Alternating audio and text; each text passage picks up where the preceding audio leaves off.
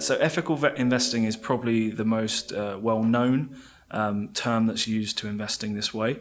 It kind of developed in the 1980s as an avoidance perspective, so very much aligned with morals and very subjective. There will be a negative screen on certain sectors or companies. So a fund manager would take a benchmark such as the FTSE All-Share and they would screen out a number of sectors. These may include alcohol, gambling, pornography, tobacco, for example.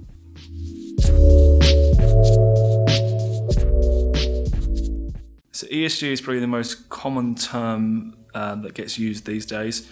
It tries to incorporate all of the various themes. So the E is about environment, so that may be about carbon, that may be about climate change, water usage, or biodiversity, for example. The S is social, which is the part that people normally get wrong. This is very much focused on a company's policies, maybe towards the community, to their staff, so wages, employment rights, and equally it may be a very important issue in emerging markets such as human rights. The governance is the G. Arguably, we think this is probably the most important aspect of ESG investing from a risk perspective, because the governance can form two certain ways of looking at it. So the governance as a shareholder, so that's our rights as investors in a company, and also the governance of the actual company itself. So the management teams, the chief exec, and the boards that oversee the operations of an individual company, whether they're diverse, whether they've got the experience and skills needed to drive shareholder return. SRI stands for Socially Responsible Investment. This term really evolved in the 2000s. We are not massive fans of it, to be honest with you.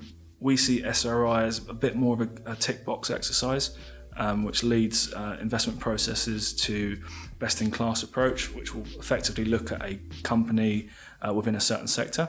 So, for example, it may be the energy sector. They may pick a certain company that has developed corporate socially responsible investment reports, and they will select that company based on that report rather than the underlying operations of a company.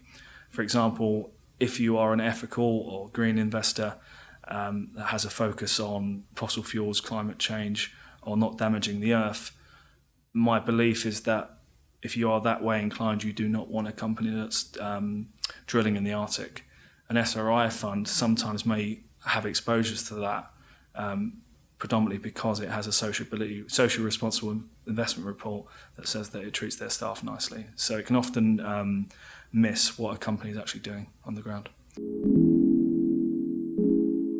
Impact investing is a new term. It really does focus on the operations and outcomes of a company beyond the financial return as a shareholder. The data that drives impact investment in terms of its reporting is evolving. There are certainly improvements to be made. I think from an environmental impact reporting perspective, it's quite good. So we can measure how much water usage has been avoided, or how much CO2 emissions have been avoided from certain investments. And it's quite powerful for an investor. So we can say, actually, this is the impact we are having on the environment, or this is the impact we're having on society. For the S, so the social, it's a little bit more difficult to measure and a lot more subjective. But you may see in certain impact reports from funds, you may see number of children educated in the emerging market or countries, or stuff like on healthcare. So it's a lot more subjective, and the evidence is not as easy to obtain, but it's certainly developing. So in an ideal world, you'd have a good financial return and you'd have a positive impact on society or the environment.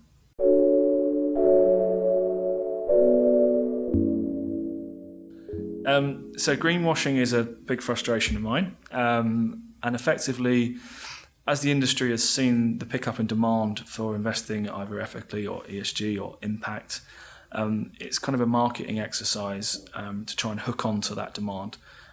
So we've seen a number of funds that will claim to be X or Y, but when you really look underneath the bonnet, they're not really doing that. So greenwashing is kind of suggesting they are doing something in their investment process and in their actual underlying investments, which they are not.